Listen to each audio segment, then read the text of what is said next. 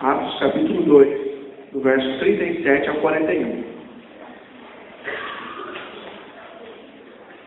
Diz assim a palavra do Senhor: ouvindo eles estas coisas, compungiu-se-lhes o coração, e perguntaram a Pedro e aos demais apóstolos: que faremos, irmãos? Respondeu-lhes Pedro: arrependei-vos e cada um de vós seja batizado em nome de Jesus Cristo, para a remissão dos vossos pecados, e recebereis o dom do Espírito Santo. Pois para vós outros é a promessa, para vossos filhos, e para todos os que ainda estão longe, isto é, para quantos o Senhor, nosso Deus, chamar.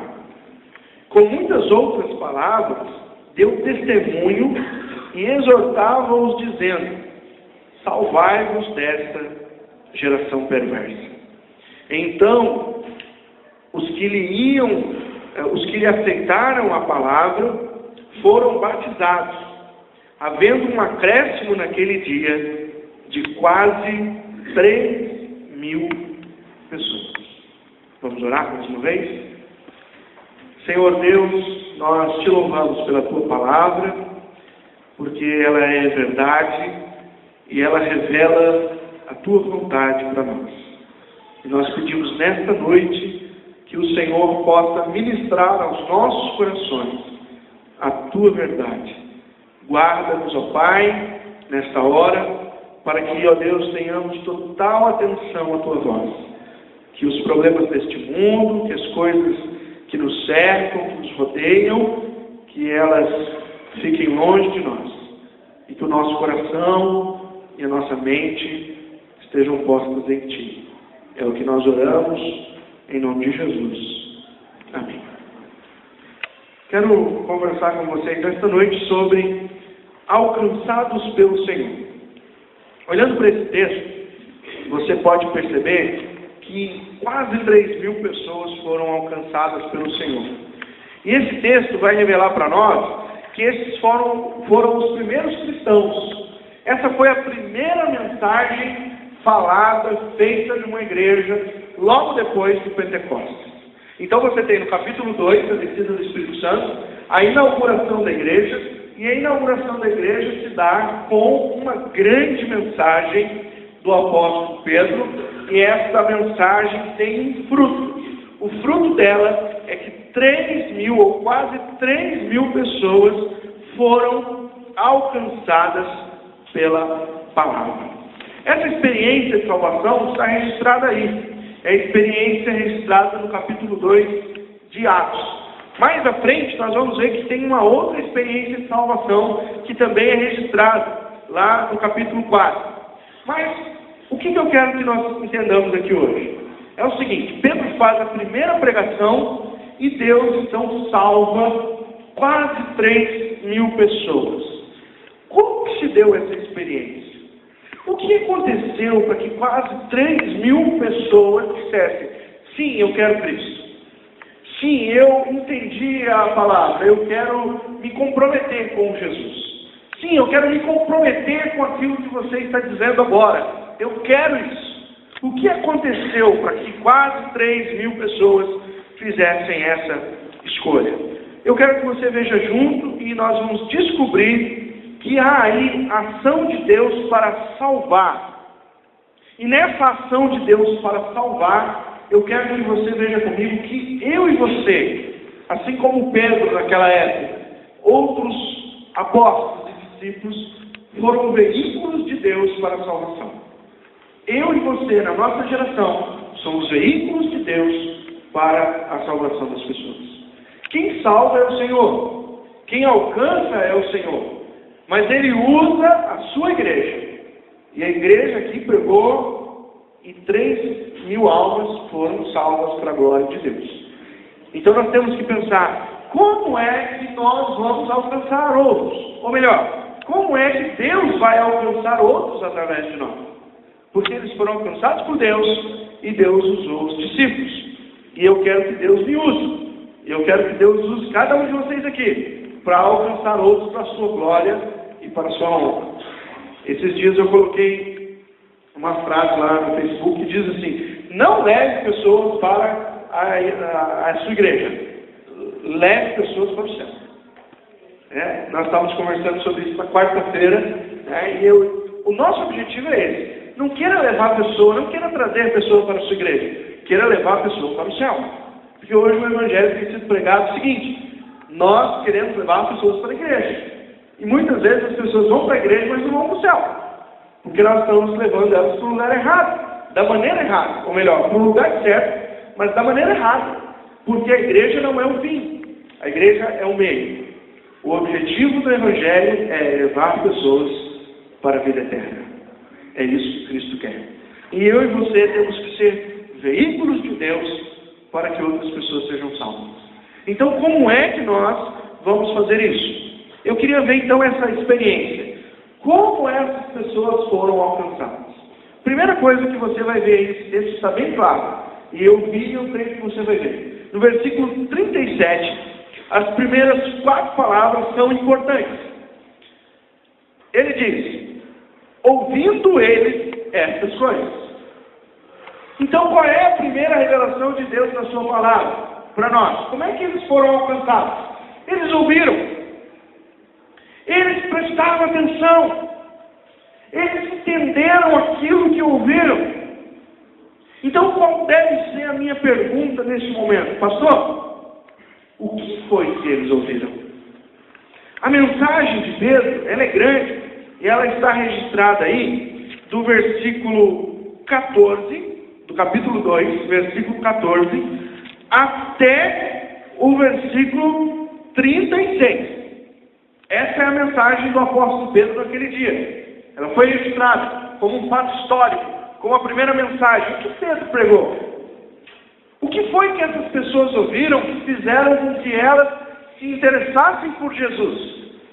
O que foi que elas ouviram que fizeram com que elas levantassem a sua mão e dissessem: olha, nós queremos um compromisso com isso?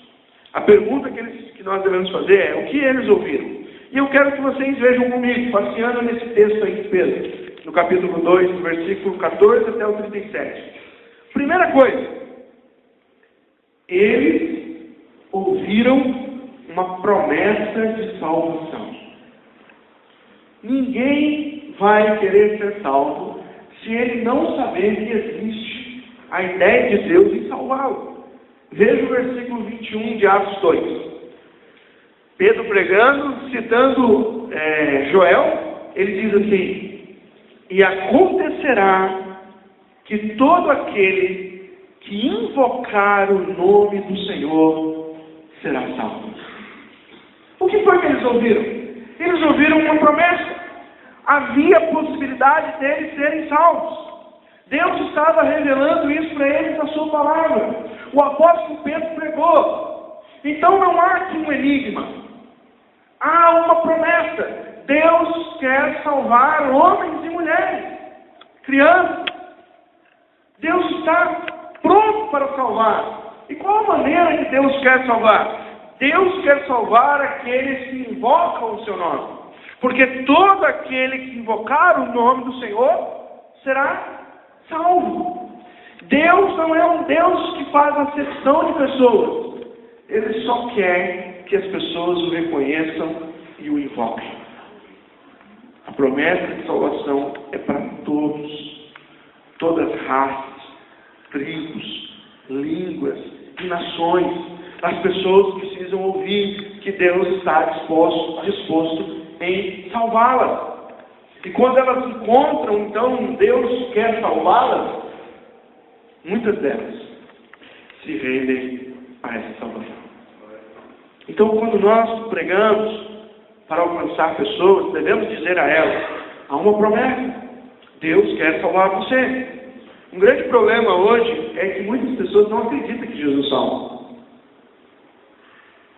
Alguns que você conversa dizem para eles assim: olha, Jesus quer salvar a sua vida. Eles dizem assim: será? Eles não creem. Eles não creem que podem ser salvos. Alguns acham que eles vão ser salvos se Deus quiser salvá-los depois deles morrerem. Não, Deus quer salvar hoje. Deus quer salvar agora. Hebreus diz: se você ouvir a voz do Senhor, não endureça o vosso coração. A salvação é para hoje.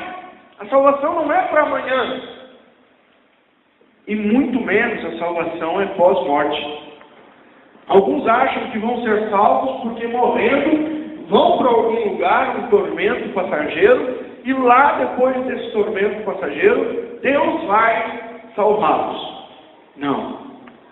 A palavra de Deus diz que ao homem é dado o direito de morrer uma vez só, vindo depois disso o juízo.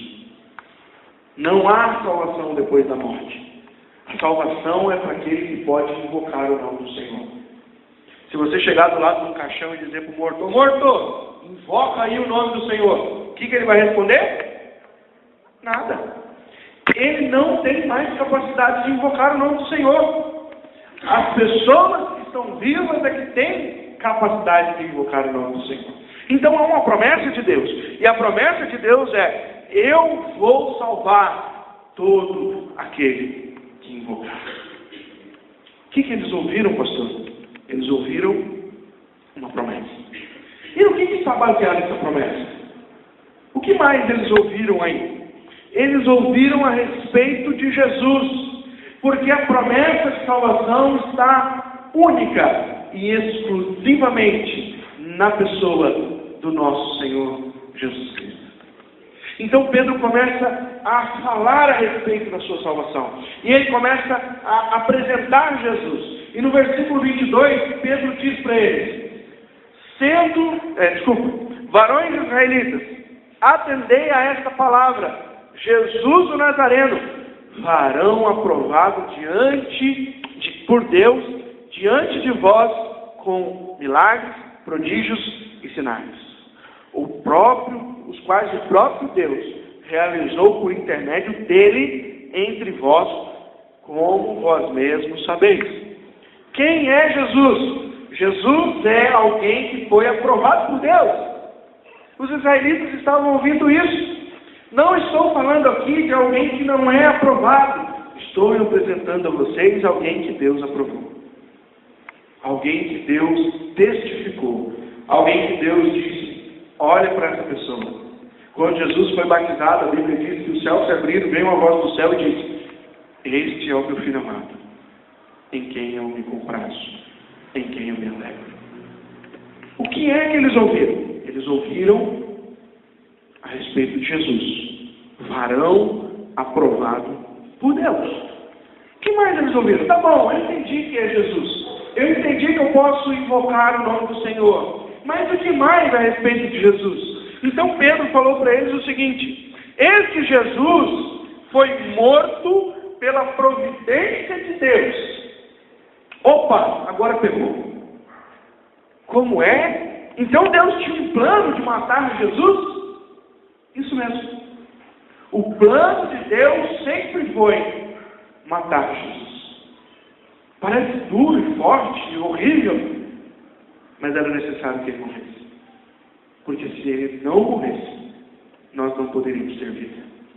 Então o versículo 23 diz assim: sendo este, Jesus, entregue pelo determinado desígnio e presciência de Deus, vós os matastes, crucificando por mão de inimigos. Quem matou foi os judeus, mas quem o entregou foi Deus. Por isso que João 3,16 diz: porque Deus amou o mundo de tal maneira que entregou, que deu o seu Filho unigênito, para que todo aquele que nele crê não pereça, mas tenha a vida eterna. Quem é esse Jesus? Esse Jesus é alguém que foi morto pela providência de Deus. Deus matou Jesus. A pessoa de Deus Pai sacrificou a pessoa de Deus Filho. Mas só isso? Não. Esse Jesus não foi só o que morreu, mas no versículo 24, Pedro diz: ele também ressuscitou. Ele não está mais no túmulo. Não se preocupe dele ter morrido, porque o versículo 24 diz: ao qual, porém, Deus ressuscitou, rompendo os grilhões da morte, porquanto não era possível ele ser vencido por ela. A morte não conseguiria reter Jesus Cristo, porque quem morreu ali, na verdade, pelos nossos pecados, é o autor da vida. Então ele ressuscitou. A mensagem que Deus tem para este povo naquele dia é que eles deveriam crer em Jesus Cristo, que foi aprovado por Deus, que foi morto por causa de Deus, que foi ressuscitado por Deus. E por causa de tudo isso, eles deveriam crer naquele Jesus, porque Deus o fez Senhor e Cristo. E isso está lá no versículo 34 em diante, no final da mensagem do apóstolo, quando ele diz: porque Davi não subiu aos céus, mas ele mesmo declara: disse o Senhor ao meu Senhor, assenta-te à minha direita, até que eu ponha os seus inimigos por estrado dos seus pés. Esteja absolutamente certa, pois toda a casa de Israel, de que este Jesus, que vós crucificastes, Deus o fez Senhor